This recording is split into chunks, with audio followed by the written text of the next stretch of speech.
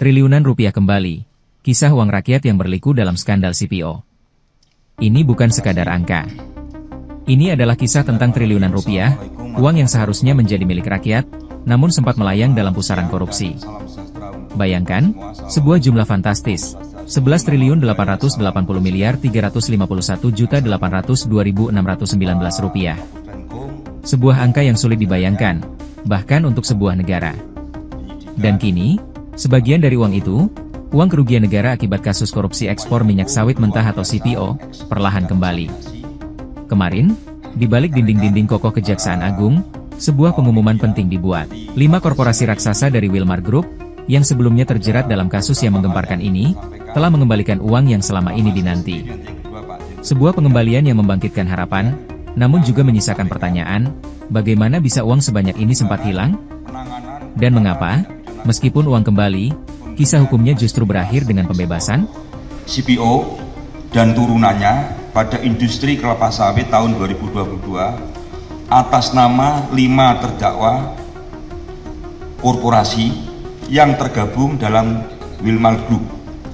Kelima terdakwa tersebut adalah yang pertama PT Multimas Nabati Asahan, 2 PT Multi Nabati Sulawesi, 3 PT Sinar Alam Permai, 4 PT Wilmar Bioenergi Indonesia, dan 5 adalah PT Wilmar Nabati Indonesia.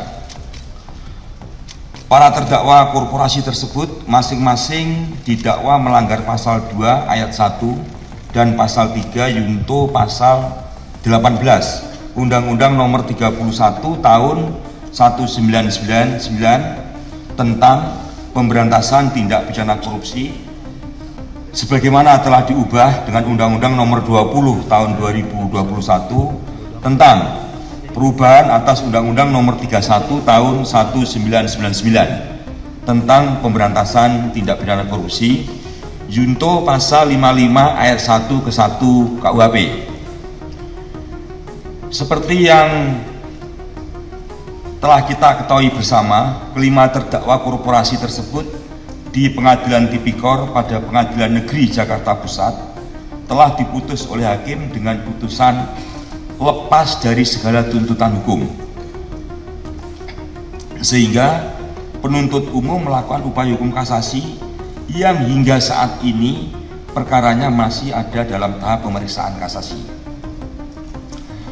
Bahwa berdasarkan penghitungan hasil audit oleh Badan Pengawasan Keuangan dan Pembangunan dan laporan kajian analisis keuntungan ilegal dan kerugian perekonomian negara dari Fakultas Ekonomi dan Bisnis UGM, terdapat kerugian negara dalam 3 bentuk: kerugian keuangan negara, illegal gain, dan kerugian perekonomian negara, seluruhnya sebesar 11 triliun 880 miliar 351 juta 802.619 rupiah.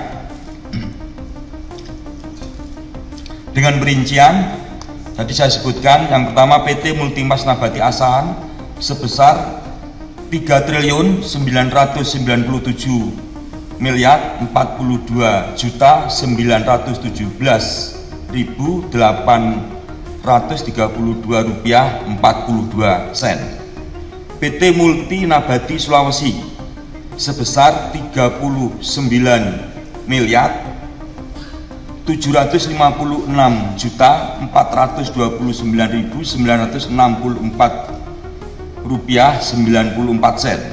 Kemudian yang ketiga PT Sinar Alam Permai sebesar 483 miliar 961 juta 45.417 rupiah 33 sen. Yang keempat PT Wilmar Bioenergi Indonesia sebesar 57 miliar 303 juta 38.077 rupiah 64 sen. Dan yang kelima Wilmar Nabati Indonesia sebesar 7 triliun 302 miliar 288.371.326,78. Bahwa dalam perkembangannya, kelima terdakwa korporasi tersebut beberapa saat yang lalu mengembalikan sejumlah uang kerugian negara yang ditimbulkan, total seluruhnya seperti kerugian yang telah terjadi yaitu 11.881.802.619 rupiah.